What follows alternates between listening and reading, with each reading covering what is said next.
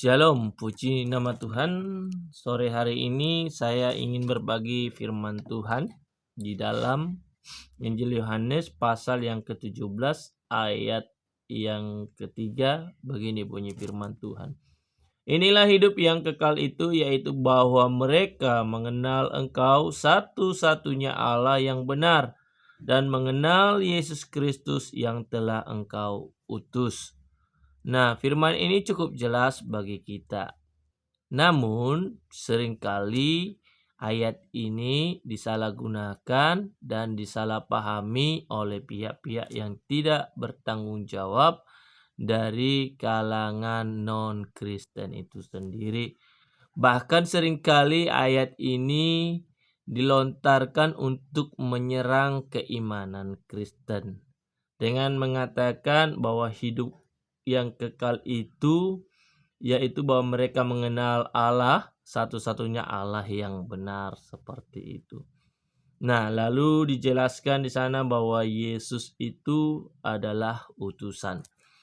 Nah, bagaimana kita menyikapi akan tuduhan hal ini, teman-teman? Nah, kalau kita melihat dari firman Tuhan ini bahwa ketika kita ingin memahami Alkitab, kita tidak cukup hanya melihat satu ayat saja dan berdiri sendiri seperti itu.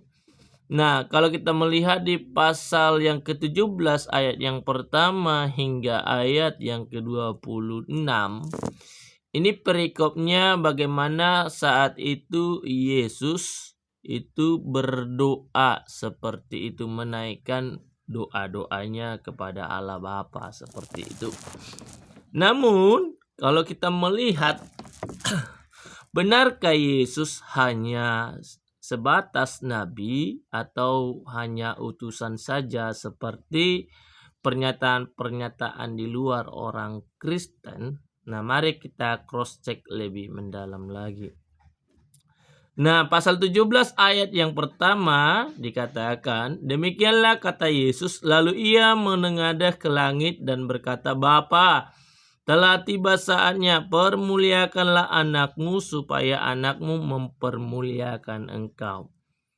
Kalau kita mengikuti alur pemikiran dari orang-orang di luar Kristen yang menyatakan Yesus hanya sebatas utusan dan dia bukan Tuhan dia dan bukan juga dia adalah Allah, lalu bagaimana isi doa Yesus di ayat yang pertama ini? Bapa, telah tiba saatnya, permuliakanlah anakmu supaya anakmu mempermuliakan engkau. Layakkah hanya sebatas utusan menaikkan doa yang demikian kepada Allah Bapa dengan mengatakan permuliakanlah anakmu supaya anakmu ini mempermuliakan engkau? Layakkah seorang utusan melontarkan kalimat seperti ini kepada Allah Bapa? Tentunya tidak layak seperti itu. Nah, lalu bagaimana kita menyikapi akan hal ini? Kalau saya melihat dari pernyataan ini, Yesus itu bukan hanya sebatas nabi atau utusan, tetapi justru lebih dari itu. Sehingga Yesus ketika berdoa, dia berani dengan lantang mengatakan, permuliakanlah anakmu supaya anakmu mempermuliakan engkau. Artinya mereka sama-sama mempermuliakan.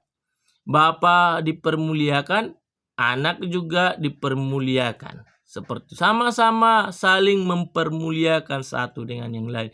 Ini menunjukkan bahwa posisi antara anak dengan posisi antara Bapa, sekalipun Yesus itu dalam posisi berdoa, itu sama-sama memiliki kemuliaan yang sama.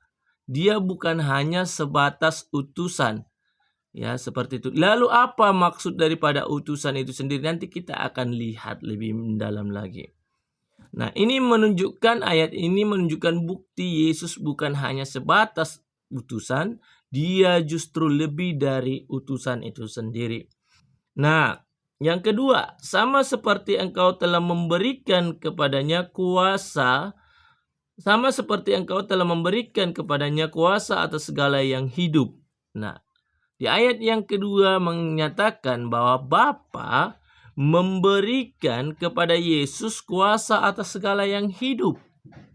Kalau Yesus hanya sebatas utusan seperti pernyataan orang-orang di luar Kristen, sanggupkah Yesus memikul segala kuasa atas segala yang hidup di muka bumi ini? Tentunya tidak.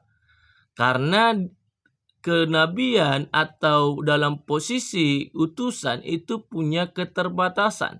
Tidak akan sanggup memikul yang namanya kuasa atas segala yang hidup.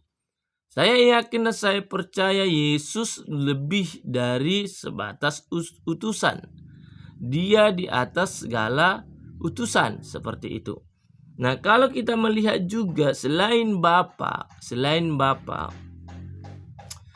yang memberikan kepada Yesus kuasa atas segala yang hidup, dikatakan juga Yesus itu demikian pula ia akan memberikan hidup yang kekal kepada semua yang telah engkau berikan kepadanya. Yesus sanggup memberikan hidup yang kekal kepada semua makhluk, semua manusia.